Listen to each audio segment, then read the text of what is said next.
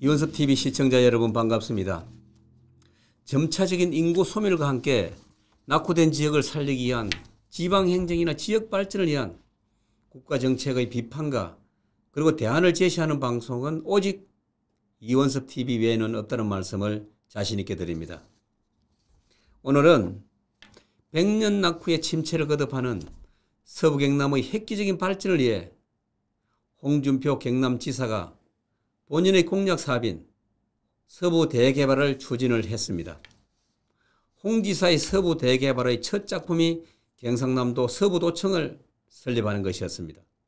지금은 홍준표 지사가 추진한 서부 대개발의 거대한 프로젝트가 어떻게 망가지고 있는지에 대한 실상과 또 다른 서부경남 공동화 프로젝트가 추진되고 있는 실상을 밝혀드리겠습니다.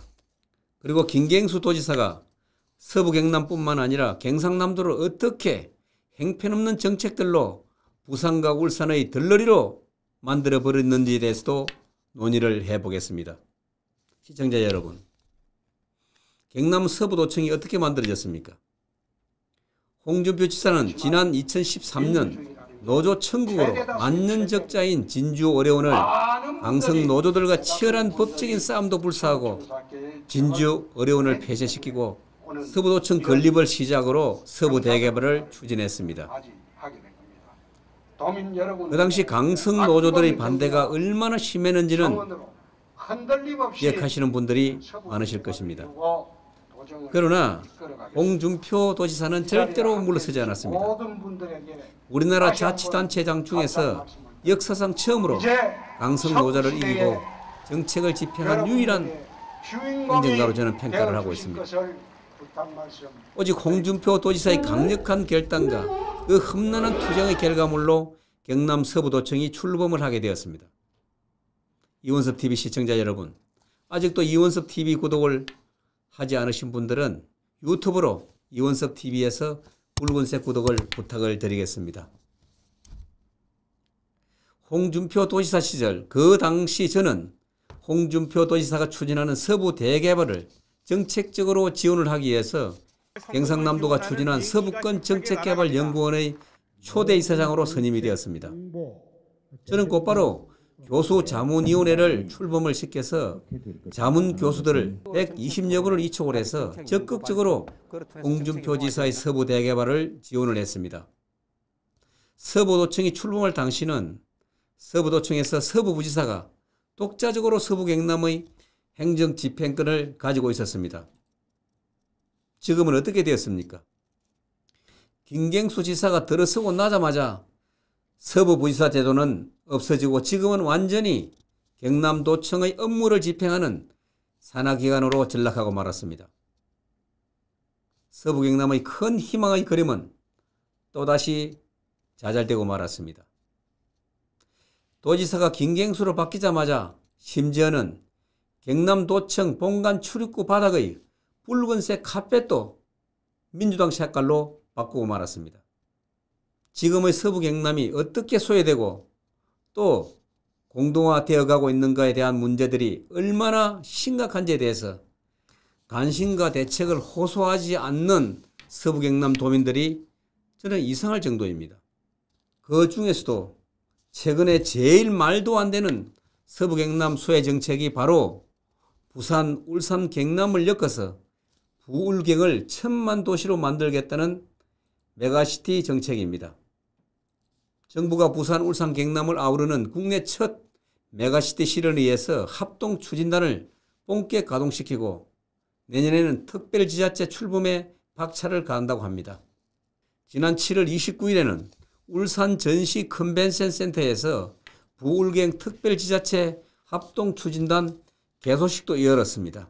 부울경 메가시티 추진의 근본적인 취지는 수도권의 일극체제를 극복을 하고 새로운 국가균형발전 모델로 부울경 메가시티를 구축을 하면서 부산, 울산, 경남이 초강력적으로 협력을 해서 2040년까지 인구를 1,000만 명으로 늘리고 그리고 지역 내 총생산 GRDP를 현재 275조 원에서 491조 원까지 끌어올리겠다는 무지개 청산위를 내놓고 있지만은 우리 진주 사천을 비롯한 서부 경남은 절대 동의할 수 없는 정책입니다.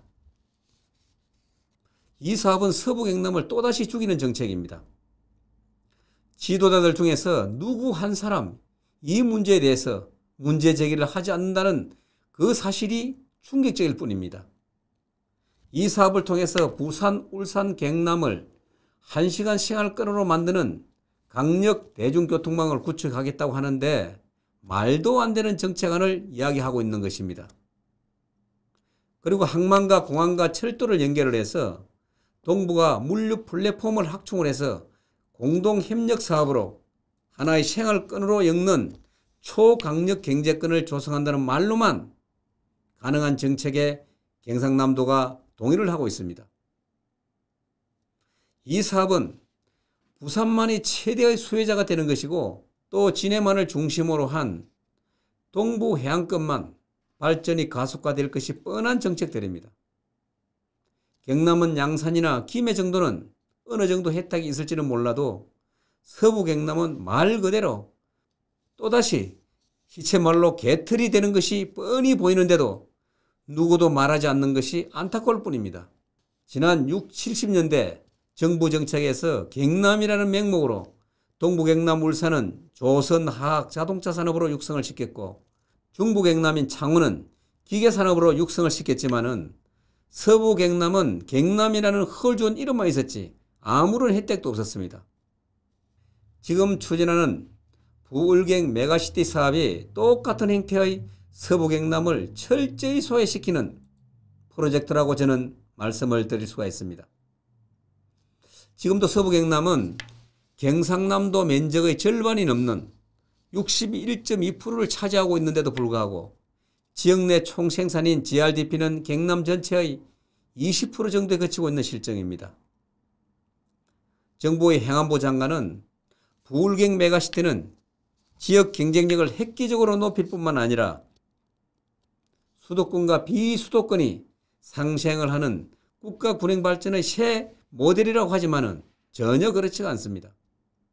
이준석 대표가 경상남도 도내 언론인 간담회에 참석을 해서 김경수 전 지사가 역점적으로 추진한 부울경 메가시티는 수도권 배드타운처럼 외곽지역은 심각한 공동화 현상이 일어날 수 있는 매우 우려스러운 정책이라고 밝혔습니다.